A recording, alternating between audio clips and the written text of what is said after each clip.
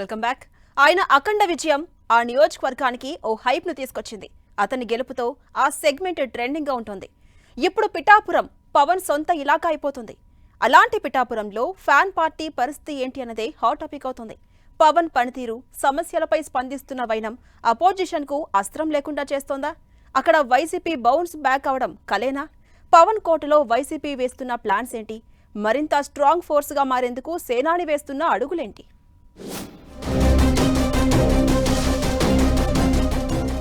పిఠాపురం పవన్ సొంత ఇలాకా అయిపోతుందా?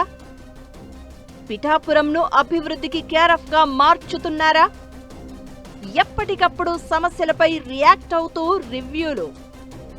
Pawan ఇలాకాలో YCP bounce back అవ్వడం కష్టమేనా? సేనాని అక్కడ ఫస్ట్ టైం ఎమ్మెల్యే. ఇప్పుడు అదే ఆయనకే ఇలాకా అయిపోయింది. పవన్ ఫ్యాన్స్ కు తాలూకా అయిపోయింది. ఏపీలో పవన్ కి సొంత నియోజకవర్గం ఏది అంటే ఆయనకు కూడా క్వశ్చన్ మార్క్ గా ఉండేది. తనకంటూ ఒక సొంత నియోజకవర్గం ఉండాలన్న ఆలోచన కూడా లేదని చెప్పుకొచ్చేవారు. అయితే ఇప్పుడు పవన్ కేర్ ఆఫ్ పిఠాపురం అయిపోయింది. ఆయనకంటూ ఒక సొంత నియోజకవర్గం ఏర్పడింది. పవన్ కూడా తన మంత్రిత్వ శాఖలలో ఏ కొత్త నిర్ణయం తీసుకున్నా పిఠాపురం నుంచే ప్రారంభిస్తున్నారు.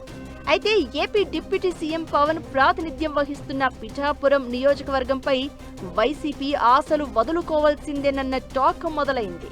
ఇక ఎప్పటికీ ఇక్కడ వైసీపీ గెలిచే ఛాన్స్ ఉండదు అనే చర్చ సాగుతోంది. పొలిటికల్ కంటే కూడా పిఠాపురం ప్రజలకు మరింత దగ్గరవుతూ వస్తున్నారు పవన్. ఎంత బిజీగా ఉన్నా ప్రజలకు అందుబాటులో ఉండే ప్రయత్నం చేస్తున్నారు. పిఠాపురం అభివృద్ధిపై స్పెషల్ ఫోకస్ పెట్టిన ఆయన ఏ చిన్న సమస్య వచ్చినా సాల్వ్ చేస్తున్నారు. ఉప్పాడ మత్స్యకారుల సమస్యపై ఇమీడియట్ గా రియాక్ట్ అయి వెంటనే క్షేత్రస్థాయిలో పర్యటించి మీ సమస్యను పరిష్కరించే బాధ్యత తనదంటూ మాటిచ్చారు.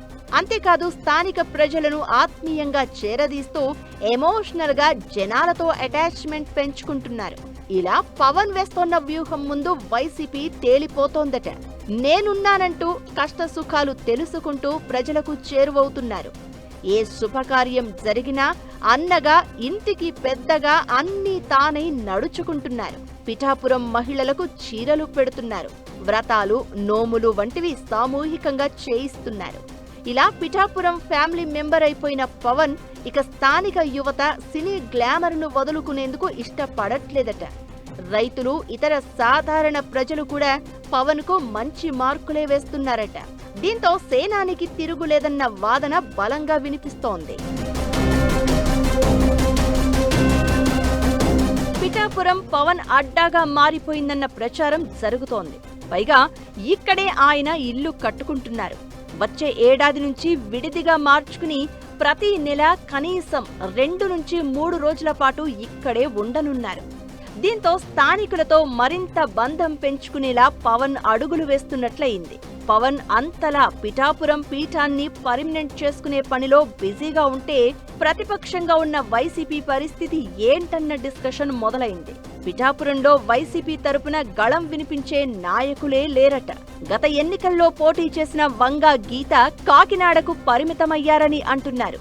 ఓడిపోయిన మొదట్లో కూడా ఆమె అప్పుడప్పుడు పిఠాపురంకు వచ్చి పార్టీ యాక్టివిటీలో పాల్గొనడంతో పాటు నేతలను కలుస్తూ ఉండేవారు. ఈ మధ్య కాలంలో వంగా గీత పిఠాపురంకు రావట్లేదని అంటున్నారు. ఇక పెండెం దొరబాబు పార్టీ మారి జనసేన కండువా కప్పుకున్నారు. క్యాడర్ పరంగా కూడా పిఠాపురంలో వైసీపీ వీక్ అయిందన్న గుసగుసలు వినిపిస్తున్నాయి. ఈ నియోజకవర్గంలో కీలకంగా ఉన్న కాపులు వైసీపీని దూరంగా పెట్టి జనసేనను అడాప్ట్ చేసుకున్నారన్న చర్చ జరుగుతోంది. ఎలా చూసుకున్నా పిఠాపురంలో తిరిగి సత్తా చాటడం అంత ఈజీ కాదన్న ఒపీనియన్సే వ్యక్తమవుతున్నాయి. రాబోయే రోజుల్లో వైసీపీ ఎలాంటి ప్లాన్స్ వేస్తుందో, పవన్ తన ఇలాకాను నిలబెట్టుకునేందుకు ఎలాంటి డెసిషన్స్ తీసుకుంటారో చూడాలి మరి.